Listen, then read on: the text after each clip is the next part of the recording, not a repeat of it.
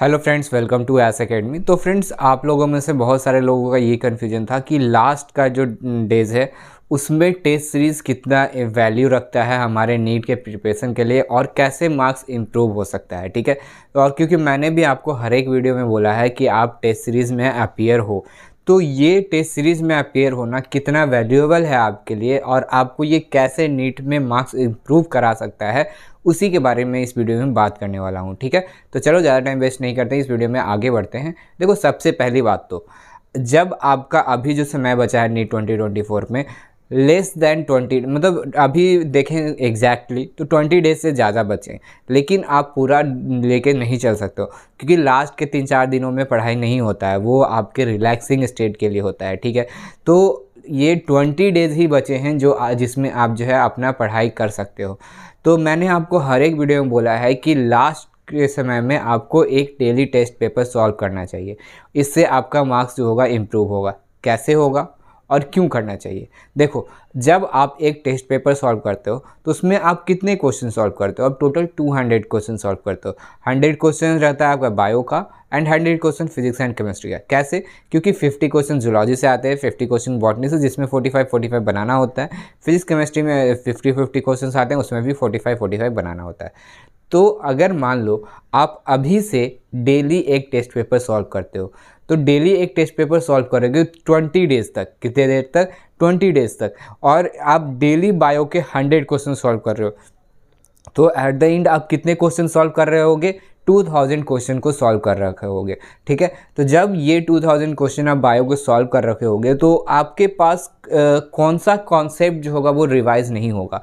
क्योंकि अगर आप आज मान लो एक टेस्ट पेपर सॉल्व करते हो तो उसमें 100 क्वेश्चन सॉल्व किए, तो वो जो पेपर होता है वो अभी मैं आपको बोल रहा हूँ full syllabus test paper solve करने के लिए, पैटर्न सिलेबस वाइज नहीं, फुल सिलेबस जब आप सॉल्व करोगे तो उसमें आपको क्या दिखेगा? उसमें सारे सिलेबस, पूरे सिलेबस से क्वेश्चंस आते हैं।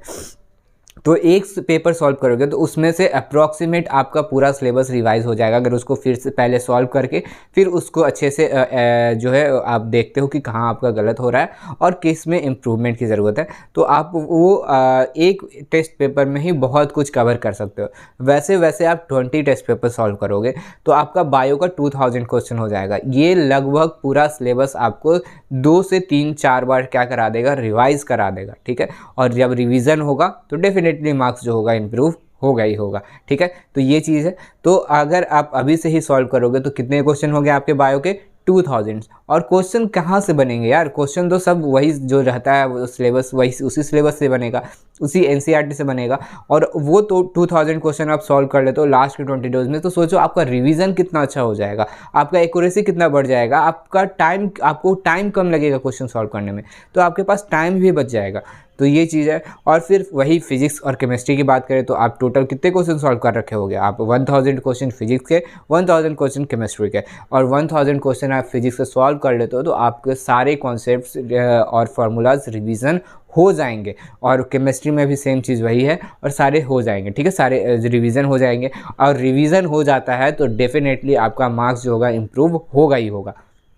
ठीक है, इसीलिए मैं बोलता हूँ कि हमेशा बोलते आया हूँ, जब से शुरू से मैं आपको बता रहा हूँ तब से बोलते आ रहा हूँ कि आपको टेस्ट सीरीज़ में अपीयर होना है। भले ही पहले मैं बोलता था कि पहले पार्ट वाइज टेस्ट दो और उसमें जो है थोड़ा गैपिंग पे दो, लेकिन अब जो है लास्ट का 20 डेज जो बचा है उसमें आपको डेली एक टेस्ट पेपर देना है। जब आप डेली एक टेस्ट पेपर सॉल्व करोगे तो आपका पूरा सिलेबस अच्छे से रिवाइज होगा, आपको टाइम कम लगेगा क्वेश्चन सॉल्व करने में, क्योंकि आप उसको बहुत अच्छे से प्रैक्टिस कर रखे होगे।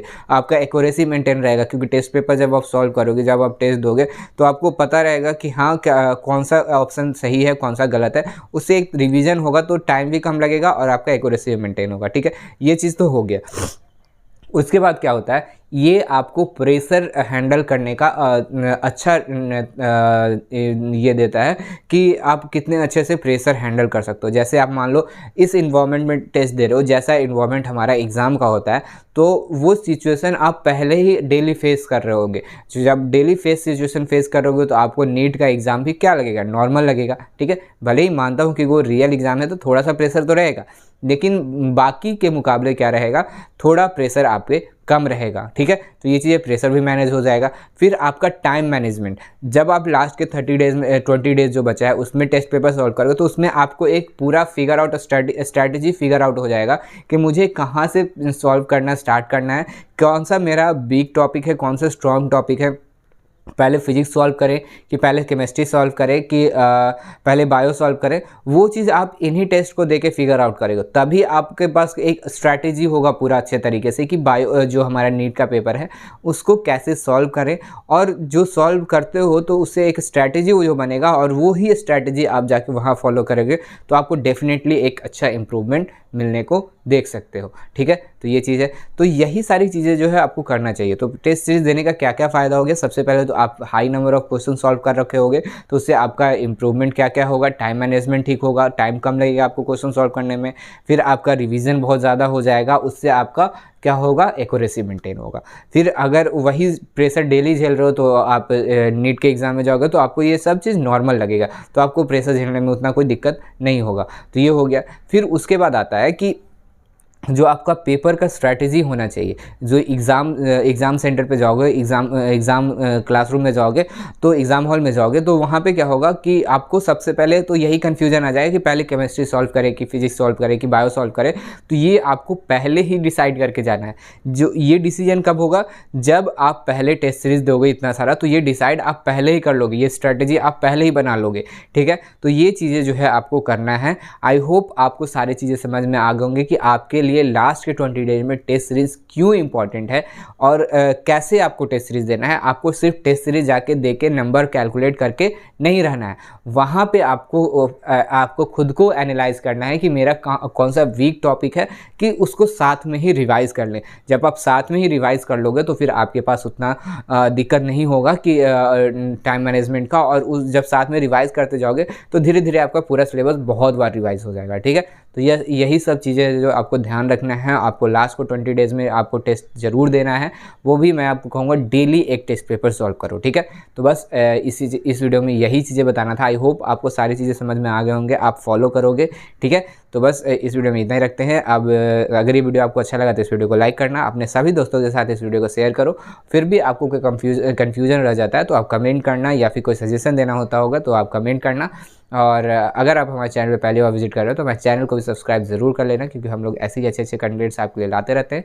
तब तक के लिए इस वीडियो में इतना ही, मिलते हैं अगली वीडियो में। Thanks for watching.